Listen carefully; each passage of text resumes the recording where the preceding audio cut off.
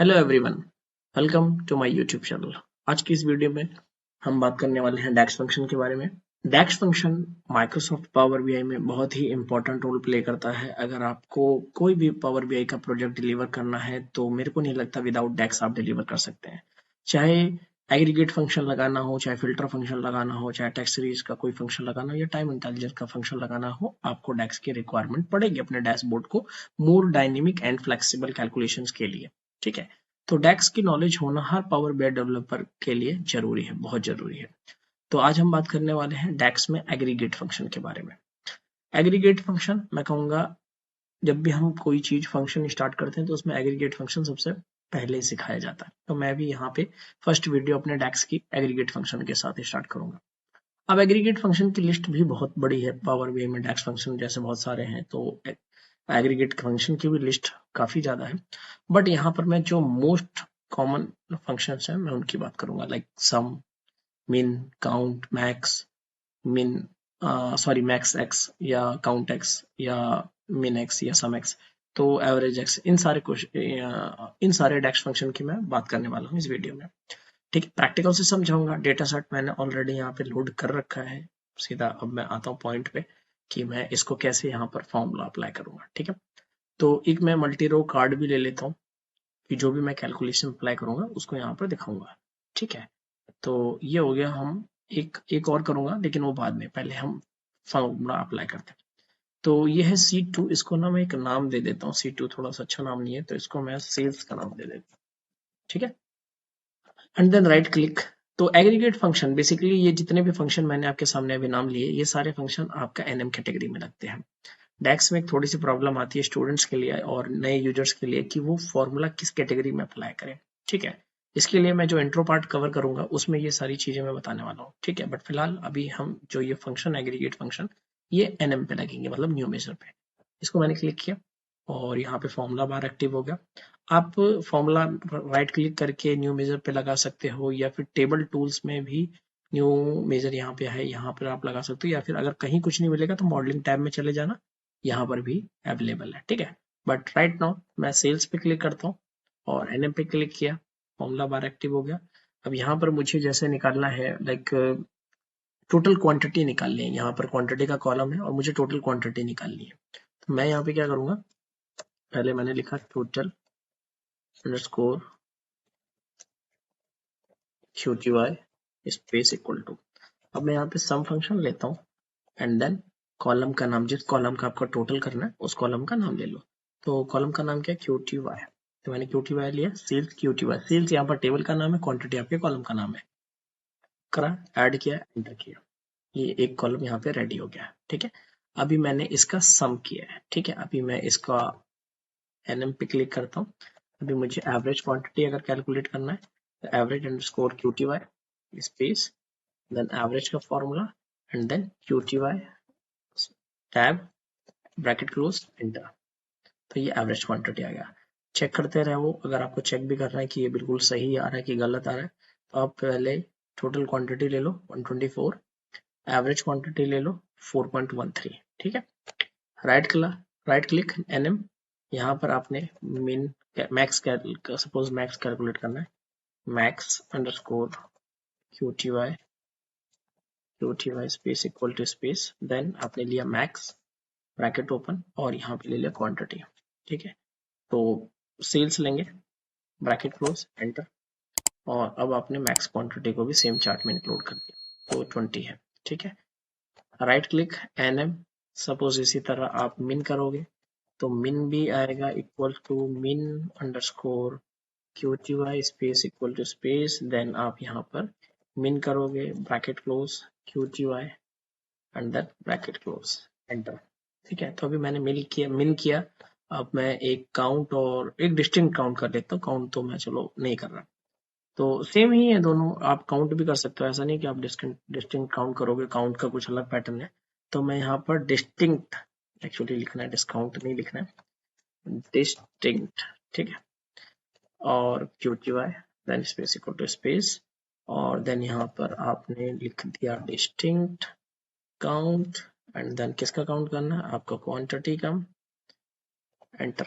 ठीक है, ये तो अब मैं यहाँ पे डिस्टिंक्ट काउंट एंड मिन को भी इंक्लूड कर देता हूँ। टोटल 11 डिस्टिंक्ट काउंट है और टोटल ये जो नंबर ऑफ रो का डेटा है, तो अगर वो कैलकुलेट करना है तो आप काउंट कर सकते हो।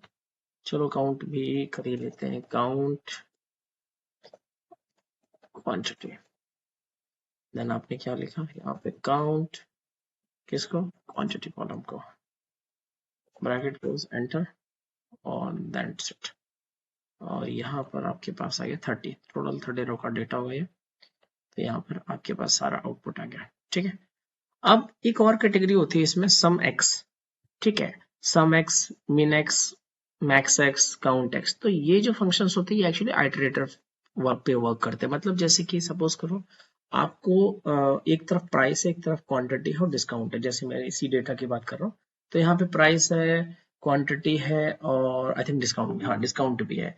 अब मुझे इसका कुछ, इसके बेसिस पर कुछ कैलकुलेशन करना है। ठीक है, अब आइटरेटर का मतलब है रो कॉन्टेक्स्ट, रो बाय रो काम करता है। बट रो बाय रो का मतलब ये नहीं है कि आप इसको न्यू कॉलम पे लगाएंगे। बेसिकली जो रो कॉन्टेक्स्ट पे काम करते हैं हम कहाँ लगाते हैं उसको, न्यू कॉलम पे। बट यहाँ पर आइटरेटर का मतलब है कि ये वर्क आइटरेटर करता है, बट एट द एंड आपको देता है टोटल, उनका टोटल आउटपुट है। तो लगाना आपको एनएम पे ही है। ठीक है, ये बड़ा कंफ्यूजन होता है कि हमें लगता है समेक्स का मतलब है प्योर न्यू कॉलम कैटेगरी पे लगने वाला फंक्शन, बट ऐसा नहीं। ठीक है, तो यहाँ पर अगर मैं समेक्स की बात करूँ तो मैं एनएम कैलकुलेट करता हूँ, न्यू मेजर पे लगाऊंगा मैं। और यहाँ पर मैं सपोज करो ले लेता हूँ टोटल रेवेन्यू। मेरे पास टोटल रेवेन्यू जैसा कोई कॉलम नहीं है और ये मेरे रिक्वायरमेंट में है कि मुझे टोटल रेवेन्यू कैलकुलेट करना है अपने इसी डेटा सेट से। ठीक है, क्लाइंट ने ऐसा मेरे को बोला, ऐसा बहुत बार होता है कि क्लाइंट कुछ ऐसी रिक्वायरमेंट बोलता है जो कि हमारे डेटा नहीं है, डेटा सेट में नहीं है। तो हम क्या करते हैं, उसके लिए डैक्स यूज करते हैं। तो मैंने यहाँ पे समेक्स लिया। अब समेक्स का पहला पैरामीटर है टेबल का नाम बताओ, तो हमारी टेबल का नाम है सेल्स, मैंने बता दिया।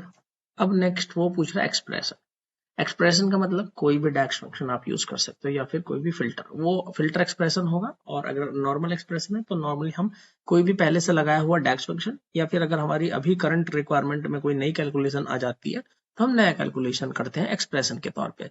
इसमें भी हम एक तरह से डैक्स फंक्शन लगाते हैं या फिर किसी कॉलम का रेफरेंस देकर नॉर्मल जनरल फॉर्मूला लगाते हैं। ठीक है, जैसे कि अभी मेरी क्या रिक्वायरमेंट, रेवेन्यू निकाल।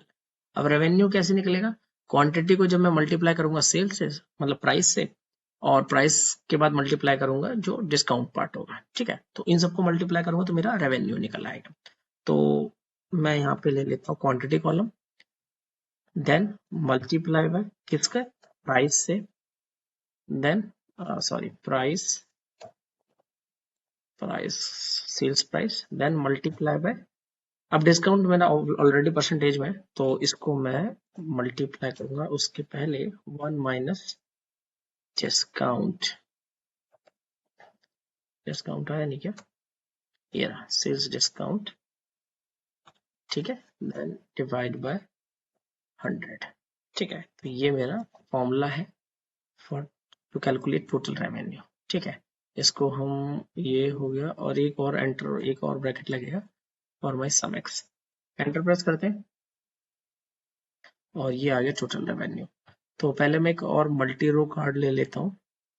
ठीक है, और इसमें थोड़ा सा इसको नीचे लेकर आए और इसमें मैंने ले लिया टोटल रेवेन्यू। तो मैं टोटल रेवेन्यू 287.00 के। ठीक है, ये मेरी है टोटल रेवेन्यू। ठीक है, इस डेटा पे जो मैंने कैलकुलेट करी है। तो नेक्स्ट और करते हैं, नेक्स्ट हम चलो एवरेज निकालते हैं। तो एनएम पे क्लिक करना है एवरेज के लिए, और आपने यहाँ पे कैलकुलेट किया एवरेज, एवरेज नहीं, आप यहाँ पे एवरेज तो हमारा फॉर्मूला होगा ना। चलो एवरेज प्रॉफिट निकालते हैं, एवरेज प्रॉफिट पर ऑर्डर। ठीक है, ऐसा हमारा कैलकुलेशन। यहाँ पर आप ना अंडरस्कोर यूज कर लो, वो ऐसा नहीं कि विदाउट अंडरस्कोर यूज नहीं कर सकते, बट एज अ प्रोग्रामर आपको करना चाहिए। मतलब मेरी प्रैक्टिस तो ये है कि आपको करना चाहिए। ठीक है, अब इसको लगाते हैं एवरेज एक्स।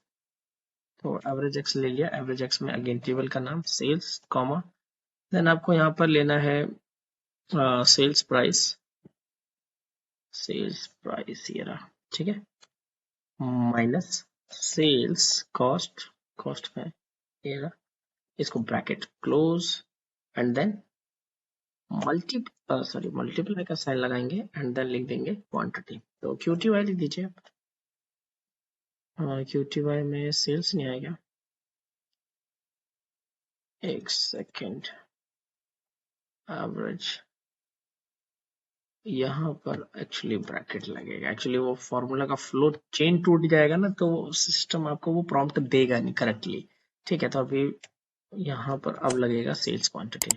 तो अभी देखो वो कॉलम भी आ रहा है क्योंकि वो एवरेज एक्स के अकॉर्डिंग सोच रहा है। पहले वो क्लोज कर दिया था तो उसके लिए हो गया कि फॉर्मूला खत्म, तो वो लिस्ट दे ही नहीं रहा था हमें। तो ये बहुत ज्यादा मैटर करता है डैक्स में, क्योंकि काफी कुछ ना फॉर्मूला पे डिपेंड करता है। फॉर्मूला अपने अकॉर्डिंग ही चीजें देता है। तो ये जो इंटेलिजेंस की लिस्ट है ये आप देख रहे हैं, ये उसी हिसाब से आती है जिस हिसाब से आपका फॉर्मूला आपने लगाया होता है। आपने फॉर्मूला क्लोज कर दिया, उसने उससे रिलेटेड वैल्यू देना ही बंद कर दिया। तो अभी मैंने एक एक्स्ट्रा ब्रैकेट यहाँ पे लगाना था, क्योंकि मुझे इसको पहले माइनस और देन पहले फिर मल्टीप्लाई करना था, तो इसलिए उसको ब्रैकेट में रखा। बॉड मॉस जैसे फॉलो करते हैं, तो ये वही चीज है। अब मेरा क्वांटिटी का कॉलम लेकिन अभी भी नहीं मुझे मिल रहा, तो बस पहले यहाँ पर QTY लगाता हूँ, तो सेल्स QTY ये आ गया, and then finally bracket close, enter करते हैं। और अब इस चार्ट में हम लेते हैं एवरेज प्रॉफिट पर ऑर्डर। तो 2.53 का मुझे पर ऑर्डर प्रॉफिट हो रहा है इस डेटा सेट के अकॉर्डिंग। ठीक है, तो इस तरह से आप ये एवरेज पर ऑर्डर निकाल सकते हैं। अब चलो कैलकुलेट करते हैं मिन। ठीक है, तो मिन का कैसे यूज करेंगे हम, तो हम मिनिमम प्रॉफिट निकालते हैं कि हमारा मिनिमम प्रॉफिट कितना है। मिनिमम प्रॉफिट, ठीक है, लास्ट टाइम हमने मिन से क्वांटिटी निकाला था, मिन प्रॉफिट निकालता। प्रॉफिट से रिलेटेड एक्चुअली मेरे पास कोई कॉलम है ही नहीं, तो उसको मुझे कैलकुलेट ही करना पड़ेगा।